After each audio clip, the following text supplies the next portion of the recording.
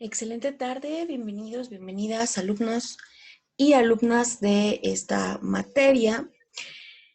Eh, Tengo por ahí una duda importante, porque estas materias que impartimos, bueno, que trabajo con ustedes, son de séptimo cuatrimestre. Tal vez por ahí a alguno de ustedes le faltó cursarla y por eso la está cursando, porque veo en los trabajos que me enviaron que dice octavo. Entonces, bueno, tengo esa duda, lo consultaré con los directivos, con el área administrativa, para que me aclare, ¿vale? Pero por lo pronto vamos a seguir trabajando de esta manera con las dos asignaturas, que es administración de proyectos y, ay, se me fue la otra que justo es la que nos tocó, calidad educativa, ¿sale? Primero quiero darles la más cordial bienvenida después de estas semanas de vacaciones que tuvimos. Fueron dos semanas.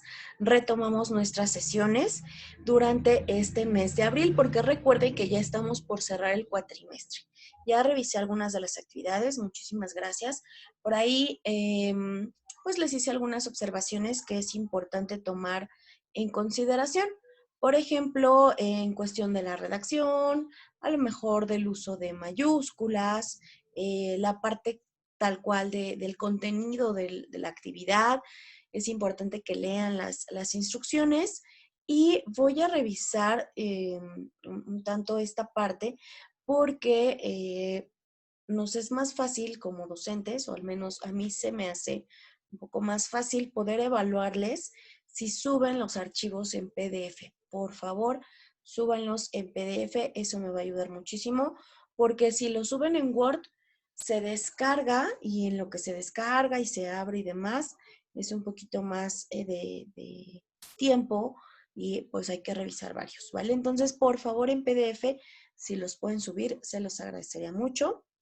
Y pues ya, vamos a comenzar. Bienvenidos nuevamente después de este periodo de descanso. Espero que se la hayan pasado bien. Yo sé que algunos de ustedes pues ya trabajan, no necesariamente en el ámbito educativo, algunos trabajan en empresas, ¿no? En centros de distribución. Entonces tal vez como tal no tuvieron vacaciones, pero finalmente pues un descansito de la escuela o darse tiempo para hacer las actividades y trabajos también es pues muy agradecido de mi parte, porque ya pude calificarles. El hecho de cambiar un tanto la rutina, ¿sale? Entonces, pues finalmente fueron 2 semanitas en las que pudieron cambiar sus actividades, ¿de acuerdo? Entonces, bienvenidos y vamos a comenzar. Como les decía hace rato, vamos a comenzar hoy con la materia de calidad educativa. En esta materia pues estamos haciendo o dando lectura a varios textos de nuestro libro Lecturas Mexicanas sobre Educación, que es el que les he mostrado, y hemos avanzado ya un poquito en la historia de nuestro país respecto a educación, ¿de acuerdo? Hoy corresponde un texto que se titula Enseñemos a los jóvenes a triunfar, no a fracasar. Muy, muy interesante. Miren, es complicado elegir las lecturas porque de verdad que si por mí fuera me gustaría hacer aquí el círculo de lectura y dedicarnos cada sesión a una de ellas, a leerla, a comentarla. Me encantaría porque todas tienen pues un mensaje, ¿no? Un punto en el que podamos reflexionar, debatir, comparar, ¿no? Lo que sucedió en esa época y la actualidad.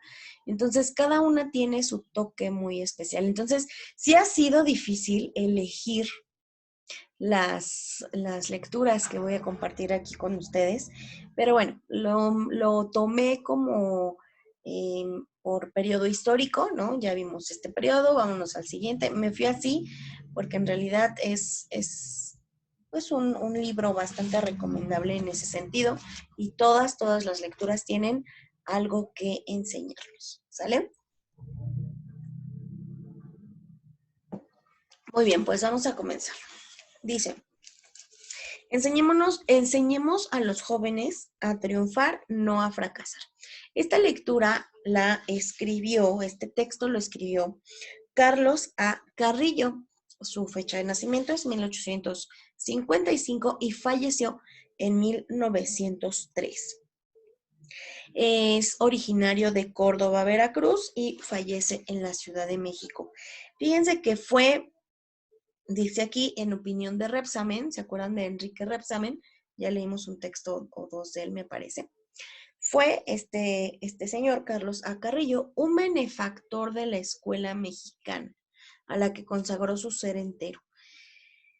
Él propuso interesantes innovaciones referentes a la enseñanza de la aritmética, el lenguaje y la historia, con base en las ideas pedagógicas más avanzadas de la época. Publicó algunos artículos en el periódico El Instructor, en la revista La Reforma de la Escuela Elemental, que además de publicar en ellas, él es el fundador de estos dos medios de comunicación, del periódico y de la revista, ¿sale? Y bueno, se encargó de difundir en nuestro país el pensamiento pedagógico de Bacon, de Luke, Rousseau, Pestalozzi, Froebel, entre otros. O sea, él, por eso dice, ¿no?, que es un benefactor en la escuela mexicana, porque él empezó a revisar teorías de otros autores extranjeros y las empezó a difundir en nuestro país. Y está muy ad hoc a lo que vamos a ver hoy, porque hoy hablaremos justo de la calidad educativa a nivel internacional. Cómo es que otros países trabajan sobre educación. Ya hemos comentado un poco acerca de, pues, la inversión que se hace en los países en educación, la inversión que tiene nuestro país a comparación de otros, pero el día de hoy vamos a hablar acerca del sistema como tal educativo de otros países. Y miren, pues este señor Carlos A. Carrillo, pues retomaba teorías de otros autores para poder difundirlos en nuestro país. No significa con esto que tengamos que a fuerzas copiar de otros lados. No, no, no, porque finalmente las realidades son distintas. Entonces, más bien es tomar como referencia lo que ha sucedido y contextualizándolo a nuestra realidad, pues podremos ya sacar jugo, provecho de esa teoría, de ese método, de ese proyecto, y no nada más traerlo directamente así de un lado a otro, porque no va a funcionar, va a ser muy complicado. Incluso, aunque sea de países latinoamericanos, vivimos realidades similares, más no iguales. Si nos comparamos con los países del sur, podríamos decir que estamos un poco mejor, ¿no? En algunos sentidos económicos, sociales, no sé, ¿sale? Podríamos decirlo, pero finalmente hay diferencias, o sea, al final hay diferencias sustanciales y los proyectos educativos que copiamos o que traigan de otros países no se pueden amoldar a la perfección, así como están, deben de tener sus adecuaciones. ¿Sale? Entonces, vamos a comenzar. Moví aquí un poquito la cámara porque siento que estaba muy estiradita. Vamos a comenzar con la lectura. Dice, está cortita esta, ¿sale? Dice, yo he visto a muchos jóvenes de familias pobres salidos de los colegios preparatorianos después de 3 o 4 años de estudio, hechos quizás con mucho lucimiento. Los he visto, digo, dormir ebrios sobre el empedrado de las calles. Sus padres habían carecido de recursos para sostenerlos y ellos se encontraban a los 10, a los 17 o 18 años de edad sin saber trabajar, sin saber ganarse su sustento. Entonces, habían resuelto a su manera el gran problema de la vida. Ellos debían al colegio preparatoriano el beneficio inmenso de dormir embrutecidos sobre la dura piedra, con su cabeza henchida de latín y de álgebra. No todos, es verdad, hallan la solución de igual manera, pero muchos, muchísimos, después de haber consumido su juventud estérilmente, en medir hexámetros, sáficos y arquílocos con espondios y branquios y anapestos, Después de resolver ecuaciones erizadas de X y de Z, después de aprender el año y el mes y la hora y el minuto en el que César cruzaba el Rubicón o Cicerón pronunciaba su catilinaria, al pisar la playa de la vida se encuentran con que lo saben todo, menos ganarse con su trabajo su sustento. Yo los he visto así, en esos momentos de tortura en que el peso del porvenir abruma el espíritu como una mola inmensa y en que éste busca con inquietud, con ansia, con angustia, con desesperación, una respuesta. ¿Qué haré para vivir mañana? Pero me apresuro a llegar a aquella porción privilegiada que toca el término de su carrera. Sería negar la luz, pretender que muchos de ellos no recogen un beneficio real, pero aún en esa claridad hay sombras. Hay en el Estado millares de agricultores, de industriales y de comerciantes. ¿Por qué no hay una escuela en la que se formen? No llegan a un centenar los médicos, los abogados, los ingenieros que en toda su extensión se cuentan. ¿Por qué gozan el privilegio de tener escuelas en que poder formarse? ¿O al menos en que poder iniciar su carrera? ¿Sabéis cuál es el resultado de este funesto privilegio? Se arrancan brazos al campo, al taller y al escritorio, y se empuja a los jóvenes por fuerza a la carrera de la medicina, de la ingeniería y sobre todo de la abogacía, únicas que quedan abiertas ante sus pasos. Y se multiplican los profesores de esas ciencias con una rapidez que no está en proporción con las necesidades que han de satisfacer. Esto es patente ya respecto de los abogados y lo será más tarde respecto de otras profesiones. Aquí sí tengo que escribir nada más de los rubros de los capítulos de un libro que aún guarda la pluma que lo ha de trazar. Cuando en una profesión se aglomeran más individuos de los necesarios, se mueven todos en vano en busca de medios de sustento que son insuficientes. El rubro de este capítulo es miseria. Unos piden ese sustento que no encuentran al empleo de medios reprobados en el ejercicio de su profesión. El rubro de este otro capítulo es inmoralidad en el ejercicio de las profesiones. Otros lo piden a la sociedad diciéndole, deme un empleo para poder vivir, aunque sea inepto para su desempeño. Este capítulo debe llamarse los aspirantes a los empleos públicos. Para obtenerlos es preciso servir a quien los pueda dar, procurando su triunfo. Este capítulo se llama la corrupción electoral. Para conservarlos es preciso sacrificar la justicia a los caprichos del árbitro de quien depende nuestra suerte. Este capítulo debe llevar por título la inmoralidad en el ejercicio de los empleos públicos.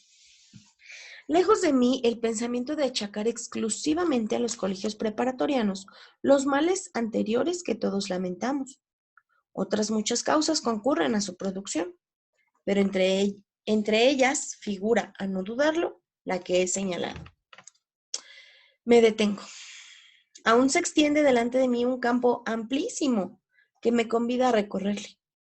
Aún puede verse la cuestión que he procurado discutir en estas líneas, bajo 1000 aspectos diferentes. Pero son escasos mis tamaños para tratar cómo merece un problema que está enlazado íntimamente con cuestiones sociales de gravedad trascendental. Aquí termina. Yo creo que este no está completo. Yo creo que le falta. Dice que este se publicó en Los grandes educadores mexicanos del siglo XX, pero yo sospecho que le falta un poquito, porque deja como que picada la lectura. Enseñemos a los jóvenes a triunfar, no fracasar.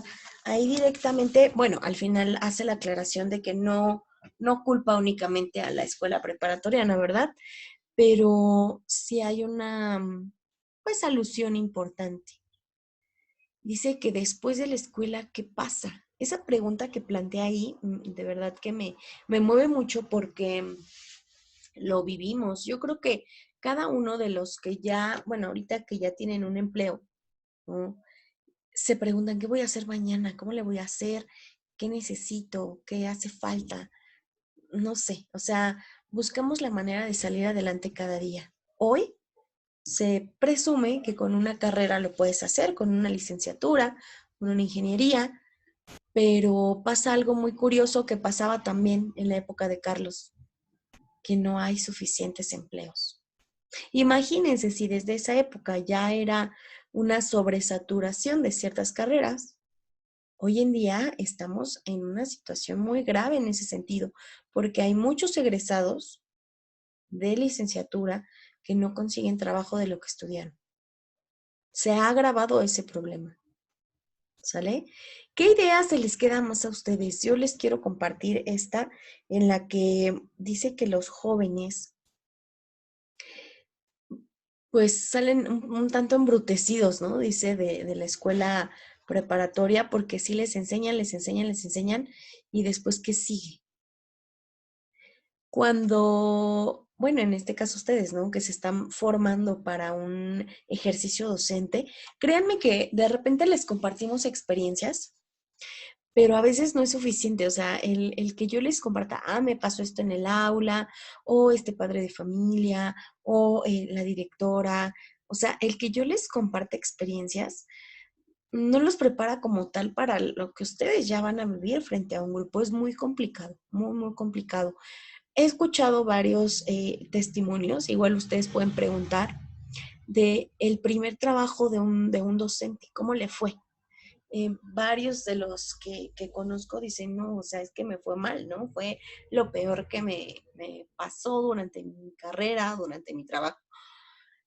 El afán no es como tal asustarlos, ni mucho menos, simplemente compartir la experiencia. Si ustedes ya están en el ámbito educativo, ya no les puedo llegar yo a contar, pero es real que las primeras semanas que tú estás frente a grupo dices, ¿qué estoy haciendo aquí? No aprendí nada en la carrera, ¿no? O sea, ¿dónde está lo que me dijo mi maestra de calidad educativa, de administración de proyectos o de cualquier materia de las que cursan? Dicen, ¿dónde está ese aprendizaje? ¿Qué pasa? ¿Cómo lo aplico? La realidad de enfrentarse a un grupo implica muchas habilidades. Y hace poco preguntaban, era una pregunta en redes sociales que decía, ¿qué se tiene que enseñar en las escuelas que realmente sea útil para la vida, ¿no? Y ponían pues muchas respuestas desde la parte financiera, desde enseñar a ahorrar, ¿no? A cocinarte algo, a tareas muy básicas. En cuestión de educación, ¿qué creen ustedes que se tenga que enseñar para poder enfrentar el mundo real ya de un grupo, de estar al frente, dirigiendo esa actividad, ese proyecto, ese tema? Les daré mi opinión muy, muy particular. Yo creo que es necesario de entrada la parte de la oratoria, ¿no?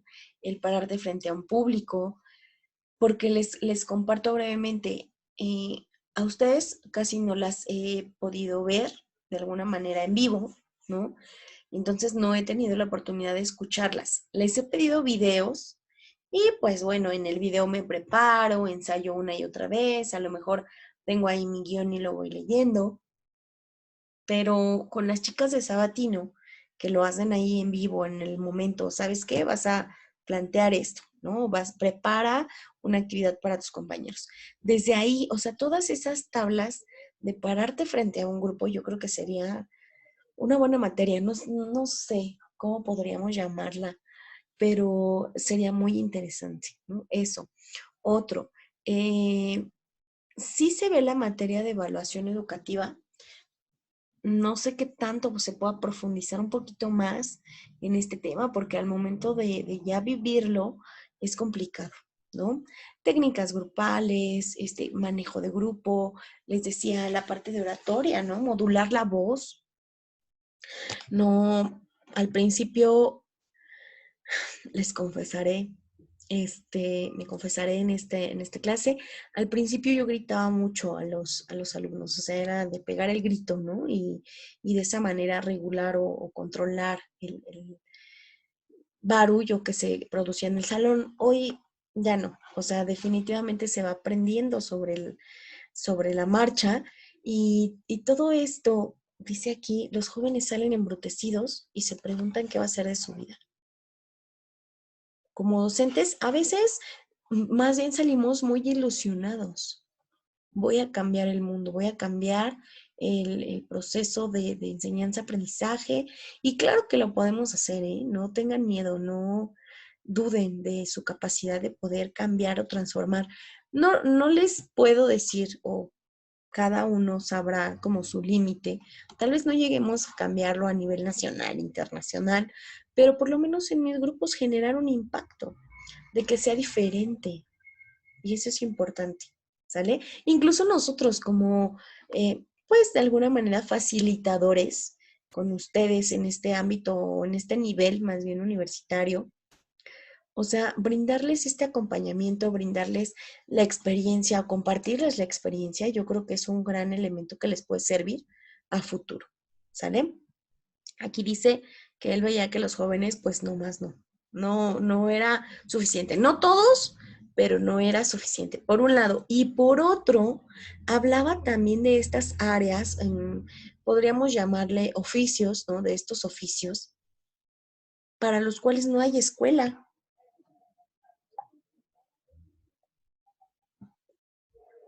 Y se torna muy interesante porque estos oficios son los que permiten también que la vida siga avanzando.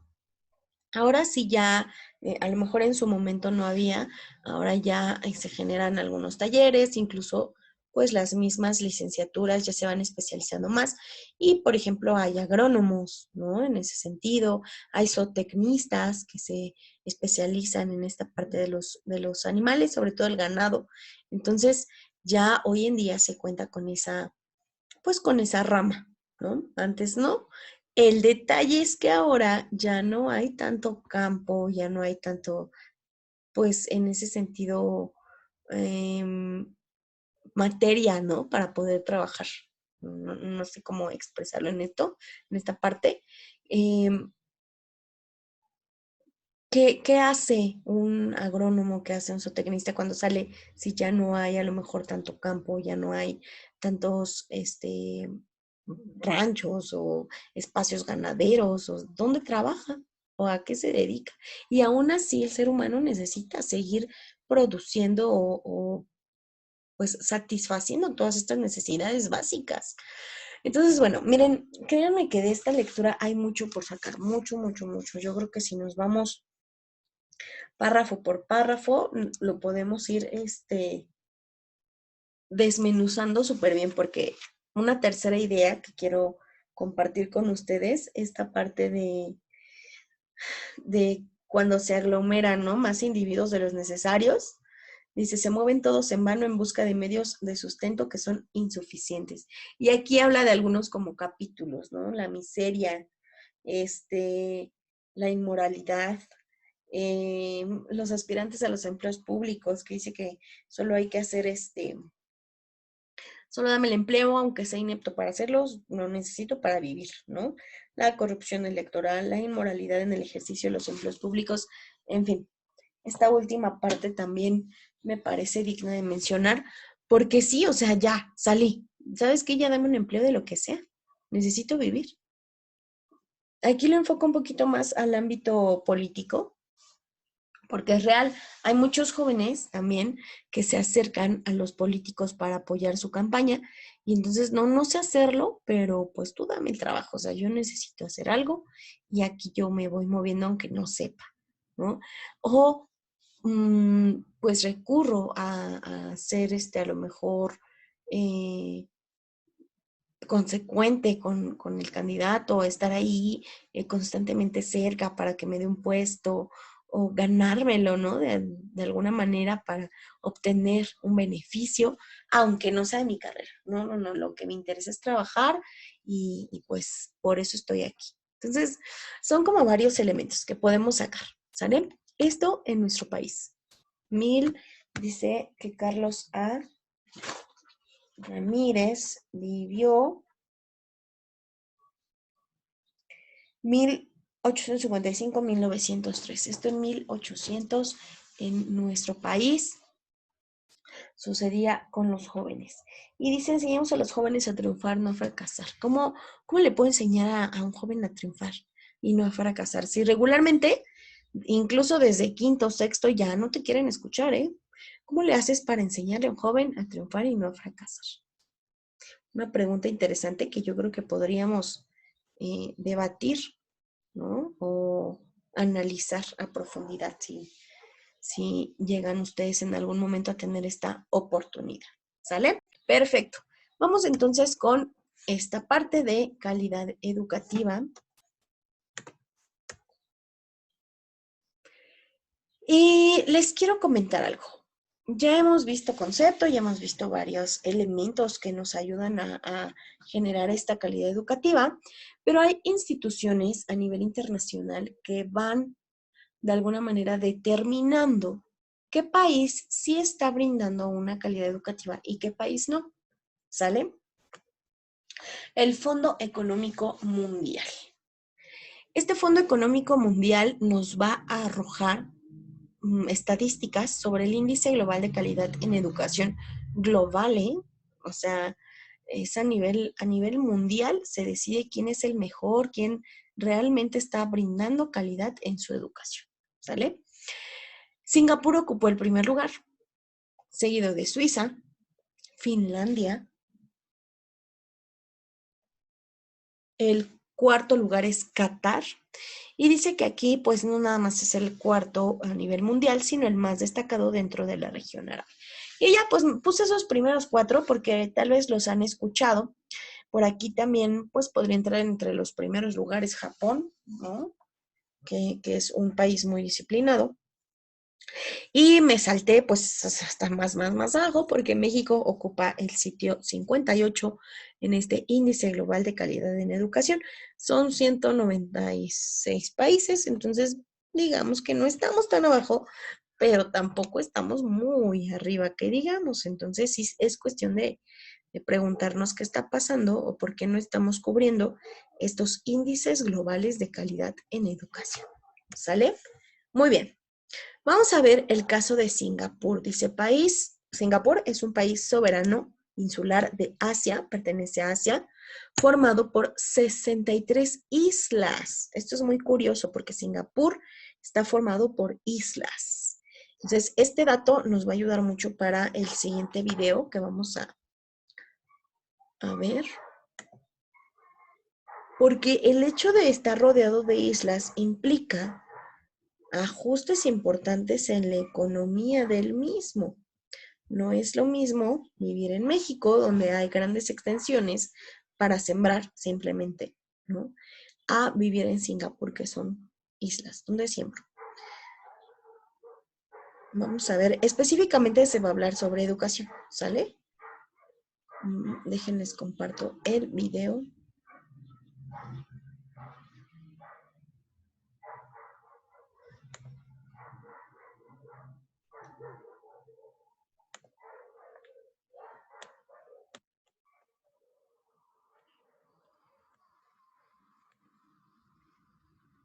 De repente la tecnología se traba, pero ahí vamos, ahí vamos. Asia, Singapur. De hecho, van a ver algunas de las imágenes.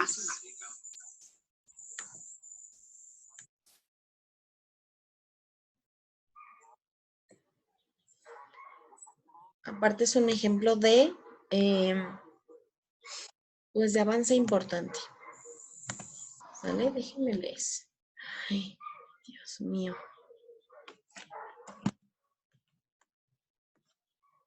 No quiere hacerse en grande. Permítanme un momentito para que se haga en grande. Les decía, el Fondo Económico Internacional entonces establece estos indicadores para poder determinar qué país es el que brinda más calidad en educación. Aún seguimos debatiendo este concepto, ¿eh? El concepto de calidad sigue sobre la mesa, sigue en debate porque ¿qué es calidad en educación? O sea, ¿cómo lo podemos interpretar? ¿Vale? Creo que ya se ve. Voy a silenciarme el micrófono para que puedan escuchar el video, ¿de acuerdo? Y al final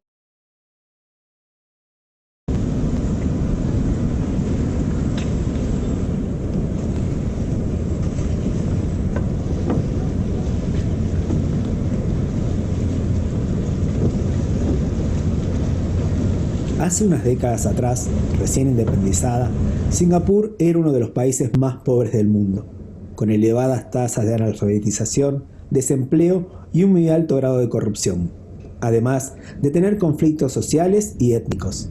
Carecía de industria propia y al ser un país tan pequeño no contaba ni cuenta con recursos naturales. Para pasar de ser un país subdesarrollado a convertirse en uno de los más desarrollados del mundo, el gobierno de Singapur tomó a lo largo de su corta historia muchas medidas políticas, económicas, sociales y hasta religiosas. Pero sin lugar a duda, la clave de su éxito se encuentra en su educación. En este video les voy a contar cómo es el sistema educativo en Singapur. Singapur es uno de los países más desarrollados y modernos del mundo. Se encuentra ubicado entre los primeros lugares en todos los indicadores que evalúan el bienestar de cada población: economía, seguridad, salud, entre otros. Uno de esos indicadores es el PISA, que mide el desempeño académico de los estudiantes de 15 años en matemáticas, ciencia y lectura. En la prueba de 2015, Singapur se ubicó en el primer puesto en todas las áreas, dejando atrás a Japón, Canadá e inclusive Finlandia, que cuenta para muchos con el mejor sistema educativo del mundo. Luego de independizarse en 1965, Singapur sabía que al carecer de recursos naturales, su principal recurso como país eran sus habitantes. Solucionaron los conflictos sociales unificando el idioma, optando por el inglés como idioma oficial. Para que las personas sientan un sentimiento de pertenencia hacia el país, el gobierno construyó viviendas sociales con créditos muy accesibles. El 80% de los pobladores de Singapur viven en su casa propia. Y al no tener grandes extensiones de tierra, no existen los terratenientes. Otro punto clave, quizás uno de los más importantes, erradicaron la corrupción, encarcelando e inclusive condenando a muerte a muchos funcionarios del Estado. Pero la diferencia, lo que hizo a Singapur el desarrollado y moderno país que es en la actualidad, es su sistema educativo.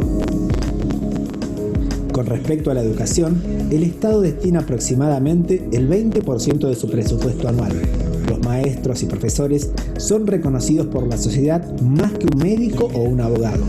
Además, ganan muy bien.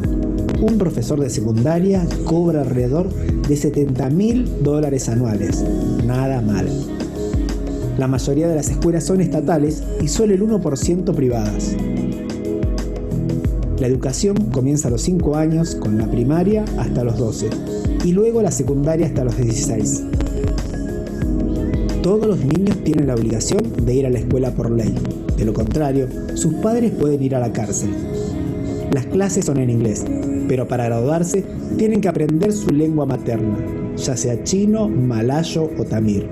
O sea que al terminar la secundaria, todos los estudiantes saben por lo menos 2 idiomas.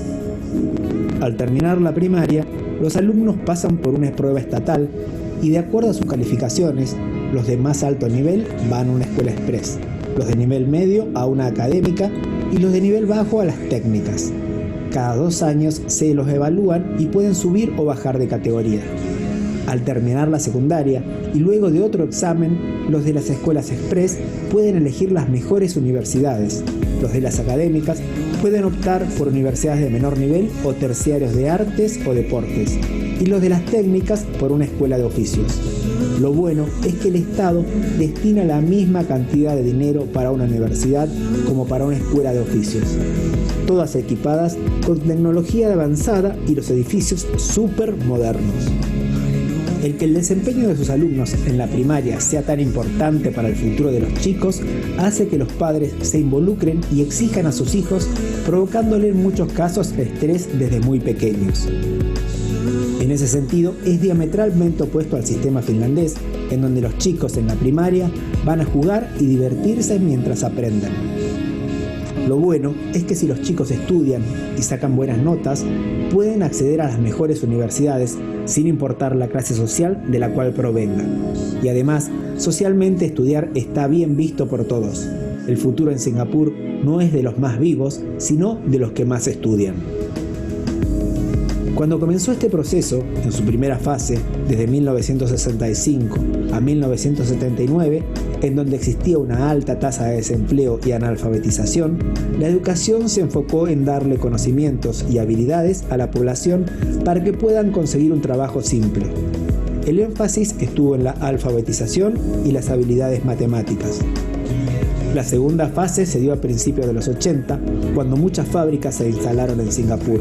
Por lo tanto, cambiaron el enfoque de una fase de sobrevivencia a una de eficiencia, donde brindaron a los alumnos las habilidades y el conocimiento que esas industrias les demandaban. A mediados de los 90, notaron que el mundo había cambiado de una economía basada en la industria hacia una basada en el conocimiento. Fue entonces que se enfocaron en desarrollar los atributos o capacidades de cada alumno para que cada uno pueda expresar su habilidad personal. En cada fase de desarrollo del país fueron adaptando su sistema educativo. Para el siglo XXI, la incertidumbre es el desafío que tienen por delante, ya que hoy en día hay muchos trabajos que hace 10 años no existían y en un futuro tan incierto no se sabe qué ocurrirá. Para enfrentar esos nuevos escenarios, identificaron 4 atributos para un mundo tan cambiante. El estudiante debe alcanzar un alto nivel de confianza. Debe ser un aprendedor autodidacta, ser un contribuyente activo de la sociedad y un ciudadano preocupado. En 20 años, el niño que ingresa a la escuela hoy será un aprendedor de por vida capaz de aprender y reaprender nuevas habilidades para la demanda de nuevos escenarios que estarán cambiando por siempre. Ya están pensando el sistema educativo para las 2 próximas décadas. En los comienzos llevaron maestros y profesores extranjeros que sabían inglés. Luego fueron los profesores de Singapur los que se iban a capacitar al extranjero. Antes le conté lo que gana un profesor, pero no todos pueden ser educadores. ¿Quiénes pueden ser profesores? De aquellos que en la secundaria fueron a la escuela express, o sea, los mejores, de esos el 30% con el mejor promedio puede acceder a la universidad para estudiar educación, previa entrevista con el ministro de Educación. Durante la carrera universitaria, el Estado les paga por estudiar y al recibirse, cuando comienzan a trabajar, son evaluados cada año. Si no pasan el examen, son despedidos. Los de mejores puntajes son premiados con capacitaciones en el exterior o financiamiento para la investigación. Y además pueden elegir dónde desarrollar sus carreras, ya sea con trabajos en el Ministerio de Educación, en las áreas directivas de las escuelas, en investigación y escritura de libros o siguiendo la carrera de profesores universitarios. Estos últimos son lo top de lo top. Estuve viviendo casi 3 meses en este país y no existe la inseguridad. Las personas viven apacibles y felices. El Estado tiene una gran intervención en la vida de las personas, aunque no hablan de política. Se dedican a disfrutar de la vida. El 15% de sus habitantes son millonarios. Por supuesto que no hay pobres, ni existe el desempleo. El aborto y la prostitución son legales. Las drogas no existen. El narcotráfico está penado con condena de muerte. Se vive realmente muy bien. Hace 50 años eran subdesarrollados, pobres, corruptos y analfabetos. ¿Cómo salieron adelante? La respuesta es la que todos sabemos que es la clave para el desarrollo en cualquier país del mundo: la educación.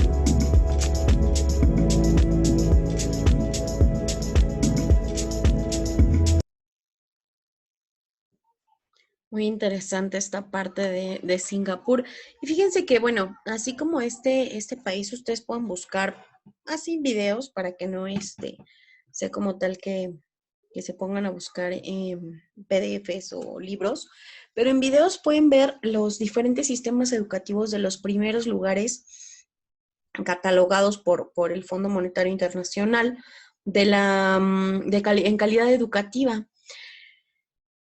Y es muy lamentable, ¿no? Todas las verdades que se presentan aquí. De entrada, esta descripción de su avance bastante notable de ser un país subdesarrollado a ser el primer lugar en calidad educativa. Lamentablemente, si nos ponemos a analizar un poco en nuestro país, dice ahí, o sea, el docente es el más valorado de todos, más que un abogado, más que un médico, ¿no? En nuestro país eso ha ido cambiando, al contrario, se ha ido deteriorando el reconocimiento docente, o sea, ya ni siquiera hay como tal ese respeto, esa, no a lo mejor que nos tengan como dice ahí, en el más top, ¿no? Pero finalmente el estar frente a un grupo requiere de bastante energía, de bastante inversión mental y física, y ya no existe ese reconocimiento. Ya déjenlo de los padres o de los alumnos, ni siquiera del gobierno, ¿sale? Entonces, desde ahí yo creo que es un detalle muy, muy importante en cuanto a diferencias de nuestro país con Singapur. Y nos podemos ir a otras, ¿no? El sueldo, el hecho de cómo organizan la educación. Decíamos hace rato en la lectura, decía, hace falta también la parte de los oficios y porque ellos no tienen una escuela, se preguntaba Carlos. ¿Y qué creen? Que en Singapur sí. En Singapur puedes ir a la universidad para estudiar un oficio y además dice que te pagan por ir a estudiar. O sea, no es que uno tenga que invertir como lo hacemos aquí, ¿no? Que a veces o comes o sacas copias o pagas tu, Carlos Carrillo, o pagas tu pasaje o sea, o pagas el internet. ¿Qué haces? Ah, no, allá se les da, se les paga a los estudiantes universitarios su carrera y depende de tus aptitudes, de tus habilidades que vas eligiendo hacia dónde te quieres ir, hacia una licenciatura, hacia una ingeniería, hacia una oficio, ¿no? O esta parte técnica, pero también hay universidad y eso es lo que decía Carlos Carrillo. O sea, eso necesitamos y Singapur se dio cuenta de ello. Tanto así que en 50 años tuvo una transformación impresionante, ¿sale? ¿Por qué es importante conocer todo esto? Porque a lo mejor, bueno, puede que sí, ¿verdad? En algún momento se llegue a la Secretaría de Educación Pública y podamos nosotros, pues, plantear todos estos elementos. Pero si no, entonces desde nuestra aula, ¿qué puedo hacer yo con estos niños para que pues logren esta transformación o este cambio, este avance en nuestro país? Así sean de primero, de segundo, de tercero, de secundaria, en nuestro caso con ustedes universitarios, ¿qué podemos hacer por ustedes para que desde ahí se vuelvan autónomos, autodidactas? Una, por estar en línea, ya, o sea, es un paso adelante, ¿no? Pero no basta con solamente cumplir. Sí, estoy estudiando, tengo que entregar la actividad de la profesora Alma. Ok, la hago, la mando. A ver, por algo se dejan las actividades para que las analices, para que reflexiones sobre ellas, para que expreses tu opinión. El hecho de estudiar en línea no es de meditar, al contrario. Dice Singapur, tenemos que formarlos desde primaria, desde preescolar, desde los primeros años, a que sean autónomos, a que se hagan cargo de su propio aprendizaje. Y una manera muy clara de ello es con ustedes, con Haller Online, de verdad. Entonces, yo entiendo que lo eligieron a lo mejor porque no tenían tiempo, a lo mejor porque se les acomodaba más de acuerdo a su trabajo. Independientemente de por qué lo hayan elegido, a mí sí me interesa que ustedes vayan adquiriendo habilidades autodidactas. Haller Online se basa en este modelo de autoaprendizaje. Sí, la profesora me presenta el video, ella me cuenta su experiencia, me dice esta información, pero ¿qué hay más allá? Me dejó una actividad de elegir un proyecto de un libro. Ay, bueno, sí, sí, sí, pero a lo mejor si yo no estoy en contacto con los libros ahorita de la SEP, pues lo busco en internet o me empapo un poquito de esta parte de la reforma educativa que se está viviendo. Ir más allá es importante. Y no porque yo se los diga, sino porque es necesario para que nuestro país avance. Si hacemos únicamente lo que nos piden, vamos a seguir exactamente igual. Pero estoy cumpliendo, estoy siendo responsable, claro, pero no estás yendo más allá. ¿Sale? Y bueno, ya, vamos a dejar el video. Si lo quieren volver a ver, así búsquenlo, ¿no? Como sistema educativo en Singapur. Y les digo que pueden revisar también los de otros países, como Finlandia, que también está ahí entre los primeros lugares. Japón, que no está ahí, pero también es uno de los países que más reconocimiento en educación tienen. O pueden buscar a Suiza también, que aparte me parece que ellos tienen, son a nivel mundial el país más feliz, ¿sale? Muy bien. ¿Cómo es que se llega a esta categorización? O sea, ¿de dónde sale? ¿Qué les califican? ¿O qué pasa para que lleguen a esta clasificación y donde México ocupa el lugar 58? Déjenme decirles que no sé si ya esté actualizada esta cifra. Yo la busqué hace tiempo, pero si ya está actualizada, pues ya veremos en qué lugar sigue México, porque se hace periódicamente la evaluación, evidentemente, ¿no? Entonces, permítanme buscarlo mientras les voy compartiendo esto de cómo se evalúa, ¿sale? Índice Global de Calidad en Educación. Vamos a ver en qué lugar nos encontramos aún. Y les digo mientras les voy contando. Los 12 elementos o categorías que se utilizan. No, sigue exactamente igual, es de 2021. Sigue exactamente igual, ¿sale? 2021, Singapur, primer lugar. ¿Ok? Índice Global de Aprendizaje. PISA, que es el Programa para la Evaluación Internacional de Alumnos. Seguimos exactamente igual, ¿vale? Categorías. 12 categorías. De las primeras 6, se evalúa a la institución como tal, ¿sale? La parte de infraestructura, por supuesto, si tiene los espacios adecuados, el mobiliario, los salones destinados para los diferentes grupos, en fin, la institución como tal, ¿sale? Que sea innovadora. En el punto anterior, no nada más se evalúan una institución, sino todas, desde preescolar hasta universidad, ¿sale? Entonces, a lo mejor dices, pues las universidades están muy bien equipadas, instaladas, pero ¿qué crees que el preescolar está en una casa de Infonavit? Porque ahí lo adaptaron y ahí dan preescolar. O sea, dices, bueno, evalúen entonces todas las instituciones, ¿vale? Porque es a nivel nacional. Innovación. ¿Qué tanto ha innovado la educación en ese país? ¿Sale? El entorno macroeconómico. Decía aquí, o sea, no hay delincuencia. ¿Cómo que no hay delincuencia? Pues la gente no tiene necesidad de robar. No. No, y digo necesidad porque muchas veces eso es lo que orilla a la gente a robar, ¿no? Entonces, el entorno macroeconómico es vital. El hecho de enfocarnos en educación no significa que se descuiden los otros elementos sociales. Y véanlo, o sea, salud también. A pesar de que dice que ahí en Singapur, ¿no? Presentan casos de estrés, pero digo, en México no lo podríamos catalogar solo como estrés, sino como obesidad, como la parte visual, auditiva. Hay muchos elementos que afectarían en ese sentido, ¿sale? Se evalúa perfectamente la parte de la educación básica, en nuestro caso es preescolar, primaria, secundaria, ¿sale? La educación y capacitación universitaria. ¿Qué tanto nos capacitan como universitarios para poder salir al mundo y para poder ya trabajar en lo que me corresponde? Dice ahí, o sea, a los maestros se les da capacitación en el extranjero, ¿no? Y aquí nos mandan un link de YouTube y dicen conéctense y su capacitación es una persona así como yo, hablando durante 2-3 horas, pasando diapositivas y dicen ya, nuestros maestros están 100% capacitados porque aquí en YouTube tuvimos miles de vistas, ¿no? Mientras que en Singapur los mandan a capacitarse a otros lados, pero bueno, en fin. Eficiencia de los mercados de productos básicos. Cómo todo influye. Realmente todo influye para una evaluación en calidad educativa, educativa. Eficiencia del mercado laboral. Dice, hubo hace ya tiempo una reflexión donde decía que ganan más los de los semáforos que un maestro. Dices, ay, ¿no? Mejor me voy a ir a vender a los semáforos o hacer algo porque no hay esta eficiencia en el mercado laboral desde el acceso, por un lado, y por otro, en la parte de los sueldos, ¿sale? El desarrollo del mercado de capitales, la preparación tecnológica, el tamaño del mercado y el desarrollo empresarial.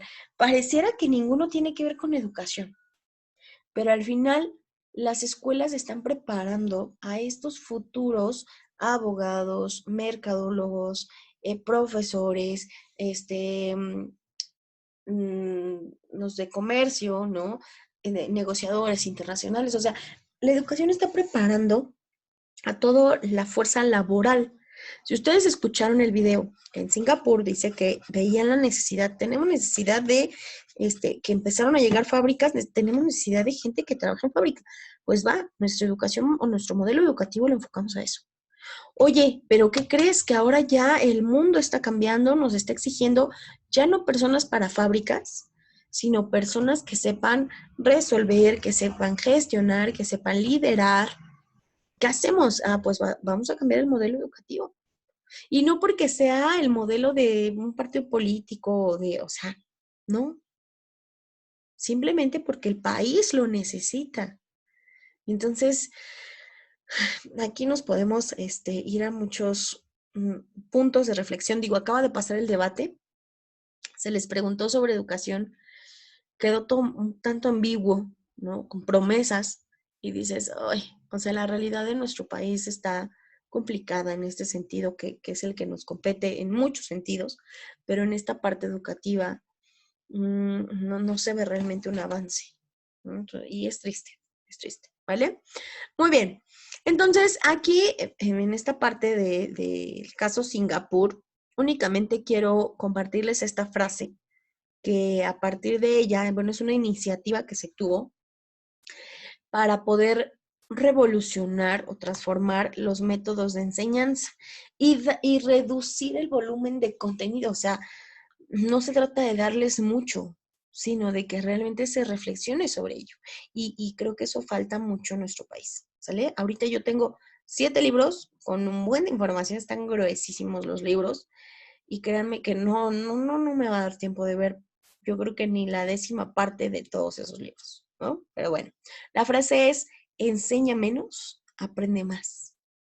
Parece irónico, pero esta frase promueve justamente el menos memorizar, el menos, no sé, transcribir, ¿no? De un lado a otro y más participar, más reflexionar, más analizar, más proponer. Enseña menos, aprende más. Si no lo podemos aplicar a nivel nacional, aplícalo en tu grupo. Enseña menos y aprende más. ¿Sale? Entonces, yo los invito a que aprendan más sobre estos países, aprendan más sobre la calidad educativa. Repito o reitero, es un concepto ambiguo, pero al final está estandarizado porque lo miden con muchos elementos. Entonces, ¿qué tanto yo voy a aportar como docente, como futuro docente, o si ya trabajan en ese ámbito, a la calidad educativa de nuestro país? ¿Sale? Se los dejo de tarea. Por ahí si tienen algunos trabajos pendientes, váyanlos enviando. Ya estoy evaluando, enviando las observaciones. Y cualquier duda, de verdad, escríbanme ahí mismo en el chat de la plataforma o a través de un mensaje WhatsApp o en el correíto que viene ahí en la parte de arriba en la plataforma, también me pueden escribir. ¿Sale? Para estar al pendiente y cualquier duda, pues con mucho gusto. Nos vemos el próximo martes con la materia de Administración de Proyectos Educativos. Y cuídense mucho, que tengan una excelente semana, ¿sale? Igual para la siguiente sesión terminamos un poquito esto que nos faltaba, ¿sale? Y ya vamos concluyendo. Ya vimos la parte internacional. En la siguiente sesión, dentro de 15 días, veremos el aspecto ya nacional, que ahorita ya mencionamos algunas cosas, pero vamos a profundizar un poquito más, ¿sale? Cuídense mucho, nos vemos el siguiente martes.